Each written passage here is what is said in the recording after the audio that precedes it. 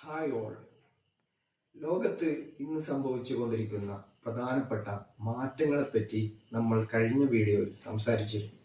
American സാമ്രാജ്യത്വം അതിൻ്റെ അതിർവരമ്പുകൾ ലംഘിച്ചുകൊണ്ട് ഒരു പരമാധികാര രാജ്യമായ വെനീസുലയിലേക്ക് കടക്കുകയും അവിടുത്തെ പ്രസിഡന്റായ നിക്കോളസ് മഡ്യൂറോയെ പിടിച്ചുകൊണ്ടു പോവുകയും ചെയ്തിരിക്കുകയാണ്.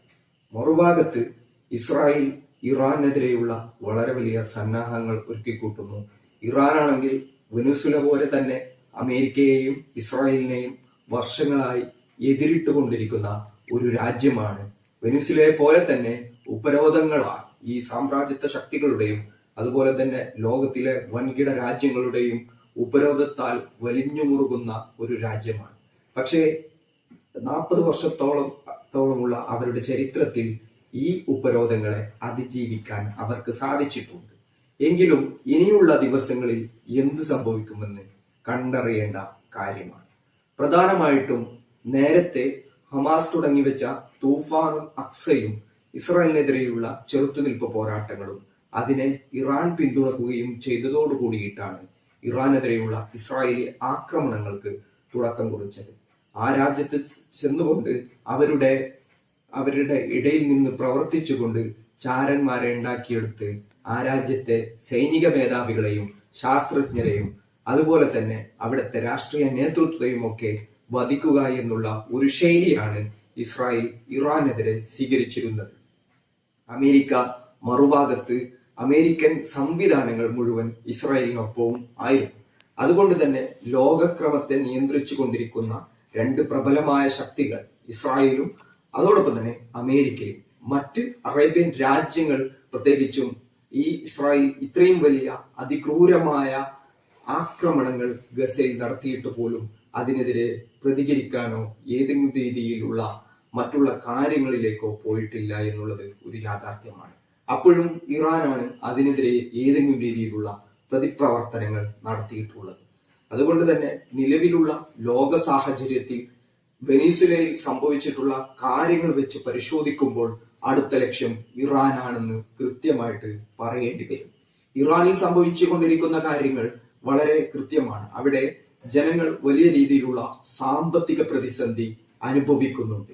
ആ രാജ്യത്തെ സംബന്ധിച്ചിടത്തോളം രാജ്യത്തിനകത്തുണ്ടായ ഈ ഒരു പ്രശ്നം എന്നുള്ളത് അവിടെ വലിയ പ്രതിഷേധങ്ങൾക്ക് കാരണമായിട്ടുണ്ട്.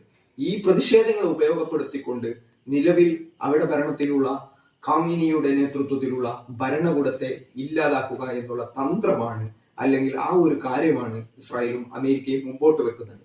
അവിടുത്തെ പൗരന്മാർക്കെതിരെ നടപടിയെടുത്താൽ തങ്ങൾ കളത്തിലിറങ്ങുമെന്നാണ് ട്രംപിന്റെ ഭീഷണിയായിട്ട് വന്നിട്ടുള്ളത്. നേരത്തെ വെനീസുലയെ തുടർച്ചയായി ഭീഷണിപ്പെടുത്തുകയും പിന്നീട് ആക്രമണം നടത്തുകയുമാണ് അമേരിക്ക ചെയ്തിട്ടുള്ളത്. അവിടുത്തെ പ്രസിഡന്റിനെ തട്ടിക്കൊണ്ടുപോവുകയാണ് ചെയ്തിട്ടുള്ളത്. ഇറാനിൽ അലി ഖമീനിയെ പോലെയുള്ള പരമോന്നത നേതാവിനെ തന്നെ ലക്ഷ്യം വെച്ചുകൊണ്ടുള്ള എന്തെങ്കിലും ഓപ്പറേഷനുകൾ അമേരിക്ക നടത്തുമോ എന്ന് പറയാതിരിക്കാൻ നിർവാഹമില്ല. കാരണം പുതിയ ട്രംപ് എന്ന തീവ്ര വലതുപക്ഷ ചിന്താഗതിയുള്ള ആളുടെ നേതൃത്വത്തിലാണ് അമേരിക്കൻ ഭരണകൂടം മുമ്പോട്ട് പോകുന്നത്. അതുകൂടാതെ തന്നെ അമേരിക്കയുടെ സാമ്രാജ്യത്വ താല്പര്യങ്ങൾ മറ്റൊരു ഭാഗത്തുണ്ട്. ഈ ഒരു പശ്ചാത്തലത്തിൽ പുതിയ ലോകക്രമത്തിൽ തങ്ങളുടെ അധീശത്വം ഉറപ്പിക്കാൻ വേണ്ടി അമേരിക്ക നടത്തുന്ന കുൽസിതമായ ശ്രമങ്ങളുടെ ബാക്കി പത്രമാണ് ഇപ്പോൾ ഇസ്രായേലിൽ നിന്നും ഒരു വാർത്ത വന്നിരിക്കുന്നത് ബെയ്റൂട്ടിനെ അഥവാ ഹിസ്ബുള്ളയെ ആക്രമിക്കാൻ ഒരിക്കൽ കൂടി അനുമതി നൽകപ്പെട്ടിരിക്കുന്നു എന്നതാണ്. ലെബനനെ ആക്രമിക്കാൻ ഇസ്രായേലിന് അമേരിക്കൻ പച്ചക്കൊടി ലഭിച്ചിരിക്കുന്നു എന്നതാണ്. നിലവിൽ സമാധാന കരാറുമായിട്ടാണ് ഹിസ്ബുള്ളയും ഇസ്രായേലും മുമ്പോട്ട് പോകുന്നത്. ഹിസ്ബുള്ള എന്നുള്ളത് ഇറാന്റെ പ്രധാനപ്പെട്ട ഒരു സഖ്യകക്ഷിയാണ്. എങ്കിൽ പോലും ലെബനനെ ആക്രമിക്കാനുള്ള പച്ചക്കൊടി കിട്ടി എന്നതിന്റെ അർത്ഥം ഇറാനെ ആക്രമിക്കാനുള്ള പച്ചക്കൊടി കിട്ടി എന്ന് തന്നെയാണ്. ലെബനനെയും ഹിസ്ബുള്ളയെയും ലക്ഷ്യം വെച്ചുകൊണ്ട് കടുത്ത നടപടികൾ ഇസ്രായേൽ സ്വീകരിച്ചാൽ ഇറാന് വെറുതെ ഇരിക്കാനാവില്ല. നേരത്തെ ഉണ്ടായിരുന്നത് പോലെ ഏതെങ്കിലും അൻസാറുള്ളയോ അല്ലെങ്കിൽ ലെബനനിലെ ഹിസ്ബുള്ളയോ മാത്രം ഒതുക്കി നിർത്തി അത് തങ്ങളുടെ പ്രശ്നമല്ല എന്നുള്ള രീതിയിൽ കൈകാര്യം ചെയ്താൽ ഈ ചെറുത്തുനിൽപ്പ് സംഘങ്ങളെ ഇസ്രായേൽ വളരെ വലിയ രീതിയിലുള്ള ആക്രമണങ്ങൾക്ക് വിധേയമാക്കും. അതുകൊണ്ട് തന്നെ പിന്നീട് അത് ഇറാനിലേക്ക് എത്തിച്ചേരുമെന്ന കാര്യത്തിൽ ഒരു സംശയവുമില്ല.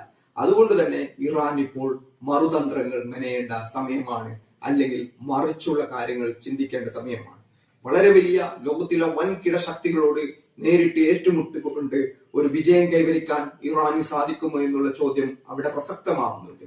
എങ്കിൽ പോലും വെറുതെ ഇരുന്നാൽ തീർച്ചയായും അമേരിക്കയും ഇസ്രായേലും ചേർന്ന് ഇറാനിയൻ ഭരണകൂടത്തെയും ആ രാജ്യത്തെയും ശിഥിലമാക്കും. അങ്ങനെ വെറുതെ ഇരിക്കാൻ ഇറാനെ സംബന്ധിച്ചിടത്തോളം കഴിയില്ല. അവർക്ക് എന്തെങ്കിലും ഒരു നടപടികൾ സ്വീകരിച്ചേ പറ്റുകയുള്ളൂ. ഇത്രയും കാലം ഉണ്ടായിരുന്നത് പോലെ നിശബ്ദമായിരിക്കുക, ചെറുത്തുനിൽപ്പ് സംഘങ്ങളെ പിന്തുണക്കുക, അവർക്ക് രാഷ്ട്രീയ പിന്തുണ നൽകുക, അവർക്ക് മറ്റുള്ള പ്രതിരോധ പ്രവർത്തനങ്ങളിൽ പിന്തുണ നൽകുക എന്നതിനപ്പുറം ഒരു രാജ്യം എന്നുള്ള നിലക്ക് ഇറാൻ ഇപ്പോൾ വലിയ അപകടാവസ്ഥയിലാണ് നിന്നുകൊണ്ടിരിക്കുന്നത്. അതിനെ തരണം ചെയ്തുകൊണ്ട് മുമ്പോട്ട് പോകണമെങ്കിൽ ഈ ഇസ്രായേലും അമേരിക്കയും ഒരുക്കിയിരിക്കുന്ന ഈ വാരിക്കുഴിയിൽ നിന്നും പുറത്തു കിടക്കേണ്ടതുണ്ട്. ചൈനയും റഷ്യയും പോലെയുള്ള വലിയ ലോകത്തിലെ രാജ്യങ്ങൾ അമേരിക്കയോട് നേരിട്ട് ഏറ്റുമുട്ടാൻ ഇപ്പോഴും തയ്യാറാവുന്നില്ല എന്നുള്ള ഒരു യാഥാർത്ഥ്യം അവിടെ നിലനിൽക്കുന്നുണ്ട്. കഴിഞ്ഞ ദിവസം വെനസ്വേലയിൽ നിന്നും പുറപ്പെട്ട ഒരു കപ്പലിന് റഷ്യ പിന്തുണ നൽകുമെന്ന് പ്രഖ്യാപിച്ചിരുന്നെങ്കിൽ പോലും അതിനെയും മറികടന്നുകൊണ്ട് ആ കപ്പൽ അമേരിക്ക പിടിച്ചടക്കുക കൂടി ചെയ്തതോടുകൂടി റഷ്യയുടെ ഇനിയുള്ള നിലപാടുകൾ എന്തായിരിക്കുമെന്ന് ലോകം ഉറ്റുനോക്കുകയാണ്. വെനസ്വേലയ്ക്ക് വളരെ വലിയ പിന്തുണ നൽകിക്കൊണ്ടിരുന്ന രണ്ടു രാജ്യങ്ങളാണ് ചൈനയും റഷ്യയും എന്നുള്ളത്. പക്ഷേ അമേരിക്കയുമായി നേരിട്ട് ഏറ്റുമുട്ടേണ്ട സാഹചര്യം ഉണ്ടായപ്പോൾ ഈ രണ്ട് രാജ്യങ്ങളും ചെറിയ രീതിയിലുള്ള പിൻവലിയലാണ് അല്ലെങ്കിൽ ഉൾവലിയലാണ് ഇപ്പോൾ നടത്തിയിരിക്കുന്നത്. അത് മറ്റുള്ള രാജ്യങ്ങളിലും നമ്മൾ ഈ ഒരു സമാനമായ അവസ്ഥ കാണാവുന്നതാണ്. നിലവിലുള്ള സാഹചര്യത്തിൽ ലോകക്രമത്തെ മാറ്റിമറിക്കുന്ന ഒരു സംഭവമായിട്ടാണ് തൂഫാൻ അക്സ വിലയിരുത്തുന്നതെങ്കിൽ അതിന്റെ ബാക്കി പത്രമായിട്ടാണ് നിലവിൽ ലോകത്തിലുണ്ടാകുന്ന സാഹചര്യം എന്നുള്ളത്. അമേരിക്കൻ സാമ്രാജ്യത്വത്തിനെതിരെ മറുഭാഗത്ത് വലിയ രീതിയിലുള്ള മുന്നേറ്റങ്ങൾ അല്ലെങ്കിൽ വലിയ രീതിയിലുള്ള ശബ്ദങ്ങൾ ഉണ്ടാകുന്നുണ്ട്. പക്ഷേ എങ്കിൽ പോലും അമേരിക്ക എന്ന ലോകത്തിലെ ഏറ്റവും വലിയ സൈനിക ശക്തിയെ, ലോകത്തിലെ ഏറ്റവും വലിയ സാമ്പത്തിക ശക്തിയെ, ലോകത്തിലെ തന്നെ ക്രമീകരിച്ചു കൊണ്ടിരിക്കുന്ന ഒരു വിഭാഗത്തെ ഏത് രീതിയിൽ ചൈനയും റഷ്യയും അടക്കമുള്ള രാജ്യങ്ങൾ നേരിടുമെന്നുള്ള ഒരു ചോദ്യമുണ്ട്. പക്ഷെ അങ്ങനെ ഇരിക്കുമ്പോഴും ഇറാൻ ഇതൊരിക്കലും പിൻവലിയാൻ കഴിയില്ല എന്നുള്ള സാഹചര്യമാണ് നിലനിൽക്കുന്നത്. ഇറാൻ എങ്ങാനും പിൻവലിഞ്ഞു കഴിഞ്ഞാൽ ഇറാനെ പൂർണ്ണമായിട്ടും ഇല്ലാതാക്കിയിട്ടേ അമേരിക്കയും ഇസ്രായേലും വെറുതെ ഇരിക്കുകയുള്ളൂ. അതുകൊണ്ട് തന്നെ ഈ ഒരു നിലവിലുള്ള സാഹചര്യത്തിൽ, നിലവിലുള്ള ലോകക്രമത്തിൽ ഈ ബൈറൂട്ടിനെ ആക്രമിക്കാൻ ഇസ്രായേലിന് അമേരിക്ക ഒരു ഉറപ്പ് നൽകിയത് കൊണ്ട് തന്നെ അത്തരം നടപടികളിലേക്ക് ഇസ്രായേൽ കടക്കുമെന്ന കാര്യത്തിൽ ഒരു സംശയവുമില്ല. നിരന്തരമായ യുദ്ധങ്ങൾ അല്ലെങ്കിൽ ആക്രമണങ്ങൾ തന്നെയാണ് ഇസ്രായേലിന്റെ എല്ലാ കാലത്തും ഉണ്ടായ നിലപാട് എന്നുള്ളത്. അതിന് അമേരിക്കൻ ഭരണകൂടങ്ങൾ തുടർന്നു കൊണ്ടിരുന്ന പിന്തുണ ഒന്നുകൂടി ഉറപ്പിക്കുന്നതാണ് ട്രംപിന്റെ നിലവിലുള്ള നിലപാടുകളും അതേപോലെ തന്നെ ഇസ്രായേലിന് അവർ കൊടുക്കുന്ന പിന്തുണയും എന്നുള്ളത്. യമനിലെ സാഹചര്യങ്ങൾ വ്യത്യസ്തമായിക്കൊണ്ടിരിക്കുകയാണ്. യമനിൽ യുണൈറ്റഡ് അറബ് എമിറേറ്റ്സ് അഥവാ UAE പിന്തുണയുള്ള അത് STC ഗ്രൂപ്പിനാണ്. പക്ഷെ അവിടെ ഒരു ഭാഗം ഹൂത്തികളാണ് കൈയാളുന്നത്. ഹൂത്തികളുമായി അടുക്കാനുള്ള ശ്രമങ്ങൾ സൗദി അറേബ്യയുടെ ഭാഗത്തു നിന്നുണ്ടാകുന്നു. സുഡാനിലെ കാര്യങ്ങൾ നേർവിപരീതമാണ്. സുഡാനിലെ ഔദ്യോഗിക സർക്കാരിനെയാണ് സൗദിയും അതുപോലെ തന്നെ മറ്റുള്ള രാജ്യങ്ങളും അംഗീകരിക്കുമ്പോൾ അവിടെയുള്ള വിമത വിഭാഗത്തെയാണ് UAE അതുപോലെ തന്നെ ഇസ്രായേലും ഒക്കെ പിന്തുണ നൽകുന്നത്. ഇങ്ങനെ വ്യത്യസ്തമായ കാര്യങ്ങൾ ലോക സാഹചര്യങ്ങൾ ഉണ്ടായിക്കൊണ്ടേയിരിക്കുകയാണ്. ഏതായാലും ആധുനിക ലോകക്രമത്തിൽ തീവ്ര വലതുപക്ഷങ്ങൾക്ക് എല്ലാ രാജ്യങ്ങളിലും വലിയ പിന്തുണയും മുമ്പോട്ട് പോക്കുമുണ്ടായിരിക്കുമ്പോൾ ഇന്ത്യ അടക്കമുള്ള രാജ്യങ്ങൾ ഇപ്പോൾ തീവ്ര വലതുപക്ഷങ്ങൾ തന്നെയാണ് ഭരിക്കുന്നത്. അമേരിക്കയും മറ്റുള്ള ചില യൂറോപ്യൻ രാജ്യങ്ങളിലും തീവ്ര വലതുപക്ഷത്തിന് വലിയ മുന്നോട്ട് പോക്ക് അല്ലെങ്കിൽ വലിയ രീതിയിലുള്ള മുമ്പോട്ട് പോക്ക് സാധ്യമായിട്ടുണ്ട്.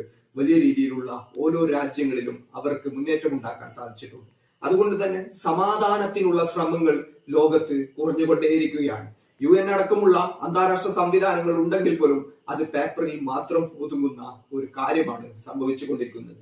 ലോകത്ത് സമാധാനത്തിന് വേണ്ടി വാദിക്കുന്ന, സമാധാനത്തിന് വേണ്ടി ശ്രമിക്കുന്ന ലോക നേതാക്കളുടെ എണ്ണം കുറഞ്ഞുകൊണ്ടേയിരിക്കുകയാണ്. പകരം തീവ്രമായ വെറുപ്പും വിദ്വേഷവും അതുപോലെ തന്നെ സാമ്രാജ്യത്വവും സൈനിസവും അടങ്ങുന്ന വലിയ രീതിയിലുള്ള മുതലാളിത്ത കോർപ്പറേറ്റ് സംവിധാനങ്ങളെ വലിയ പിന്തുണ നൽകിക്കൊണ്ട് തീവ്രമായ വലതുപക്ഷ ചിന്താഗതിയിലേക്ക് ലോകത്തിലുള്ള പ്രധാനപ്പെട്ട ശക്തികൾ മാറിക്കൊണ്ടിരിക്കുമ്പോൾ അതിനെ മാറ്റിക്കൊണ്ടുവരാനുള്ള ഒരു ഇടതുപക്ഷം അല്ലെങ്കിൽ അതിനെതിരെയുള്ള പ്രബലമായ ഒരു ചെറുത്തുനിൽപ്പുകൾ കുറഞ്ഞുകൊണ്ടേയിരിക്കുന്നു എന്ന് മാത്രമല്ല ഇത്തരം ശക്തികൾക്ക് ലോകത്ത് മേൽക്കോയ്മ കിട്ടിക്കൊണ്ടിരിക്കുകയാണ്. ഈ ഒരു സാഹചര്യത്തിൽ നിലവിലുള്ള ലോകക്രമത്തെ, പ്രത്യേകിച്ചും പശ്ചിമേഷ്യയെ, ഇറാനെ സംബന്ധിച്ചിടത്തോളം ഇറാന് ഇതിൽ നിന്നും തലയൂരി പോരാൻ എളുപ്പമല്ല. ഒരിക്കൽ പോലും പിന്നോട്ട് പോക്ക് സാധ്യമല്ല. വെനസ്വേല പോലെ തന്നെ ലോകത്ത് നിയന്ത്രിച്ചു കൊണ്ടിരിക്കുന്ന പ്രബലമായ ശക്തിയായ ഈ ഒരു സംവിധാനത്തെ മുമ്പോട്ട് കൊണ്ടുപോയിക്കൊണ്ടിരിക്കുന്ന അമേരിക്കയെയും ഇസ്രായേലിനെയുമാണ് ഇറാൻ വെല്ലുവിളിച്ചു കൊണ്ടിരിക്കുന്നത്. അതുകൊണ്ട് തന്നെ ആ വെല്ലുവിളി ഏതെങ്കിലും രീതിയിലുള്ള കരാറുകൾ കൊണ്ട് ഇല്ലാതാക്കാൻ കഴിയില്ല, അല്ലെങ്കിൽ ഏതെങ്കിലും രീതിയിലുള്ള അനുരഞ്ജനങ്ങൾ കൊണ്ട് ഇല്ലാതാക്കാൻ കഴിയില്ല. നേരിട്ടിട്ടുള്ള പോരാട്ടങ്ങളും യുദ്ധമുഖങ്ങളും തുറക്കേണ്ടി വരുമെന്ന കാര്യത്തിൽ ഒരു സംശയവുമില്ല. ലോകത്ത് തന്നെ വലിയ രീതിയിലുള്ള ഭീഷണികളാണ് യുദ്ധം കൊണ്ട് ഉണ്ടാവുക എന്നുള്ള കാര്യത്തിലും സംശയമില്ല. കാരണം എണ്ണടക്കമുള്ള കാര്യങ്ങളിൽ ലോകത്തുള്ള സഞ്ചാരങ്ങൾ, അതുപോലെ തന്നെ ഇറാൻ അടക്കമുള്ള രാജ്യങ്ങളിൽ നിന്നും എണ്ണ വാങ്ങുന്ന രാജ്യങ്ങൾ, ഇങ്ങനെ പലവിധ കാരണങ്ങൾ അതിനു മുമ്പിലുണ്ട്. അതുകൂടാതെ തന്നെ നിലവിലുള്ള ലോകക്രമത്തിൽ വ്യത്യസ്തമായ രാജ്യങ്ങളുടെ താല്പര്യങ്ങൾ വ്യത്യസ്തമായി നിൽക്കുന്നുണ്ട്. ഇറാൻ അടക്കമുള്ള രാജ്യങ്ങളോട് പല രീതിയിൽ, തുർക്കി അടക്കം അല്ലെങ്കിൽ നമ്മുടെ ഇന്ത്യ അടക്കം പല കാര്യങ്ങളിൽ എൻഗേജ് ചെയ്തിട്ടുണ്ട്. പക്ഷെ ഇവരൊക്കെ അമേരിക്കയുമായി നല്ല നിലയിൽ മുമ്പോട്ട് പോകുന്നുണ്ട്. പക്ഷെ ഇങ്ങനെയുള്ളപ്പോൾ പോലും ഈ ഒരു പ്രശ്നം അവിടെ തന്നെ നിലനിൽക്കുന്നുണ്ട്. ഇറാനിയൻ ഭരണകൂടത്തെ അംഗീകരിക്കാതിരിക്കുകയും ഇറാൻ എന്നുള്ള രാജ്യത്തെ അംഗീകരിക്കാതിരിക്കുകയും ഇറാൻ മുമ്പോട്ട് വെക്കുന്ന പുതിയൊരു ലോകക്രമത്തെ തങ്ങൾക്ക് ഭീഷണിയാണെന്ന് കണ്ടുകൊണ്ടുകൊണ്ട് ഇസ്രായേലിനെ അംഗീകരിക്കാത്തതടക്കമുള്ള ഇറാന്റെ നിലപാടുകളെ അംഗീകരിക്കില്ല, അല്ലെങ്കിൽ അത്തരം കാര്യങ്ങൾക്ക് നിന്നുകൊടുക്കില്ല, ഞങ്ങളെ അനുസരിക്കുന്ന ഭരണകൂടങ്ങളാണ് ഇറാൻ അടക്കമുള്ള രാജ്യങ്ങളിൽ ഉണ്ടാവേണ്ടതെന്ന അമേരിക്കൻ നിലപാടുകൾ മാറാത്തിടത്തോളം കാലം ആ ജനതയെ, അല്ലെങ്കിൽ ലോകത്തുള്ള ഇത്തരം എതിർക്കുന്ന ശബ്ദങ്ങളെയൊക്കെ വളരെ വലിയ രീതിയിലുള്ള പൊറുതിമുട്ടലുകൾക്ക്, ഉപരോധങ്ങൾ കൊണ്ട് ഇരയാക്കിക്കൊണ്ട് ഇല്ലാതാക്കാനുള്ള ശ്രമങ്ങൾ അമേരിക്ക തുടർന്നുകൊണ്ടേയിരിക്കുന്ന സാഹചര്യത്തിൽ ഇറാന് മുമ്പിൽ ഇനി ഈ ഒരു വഴി മാത്രമേ മുമ്പിലുള്ളൂ.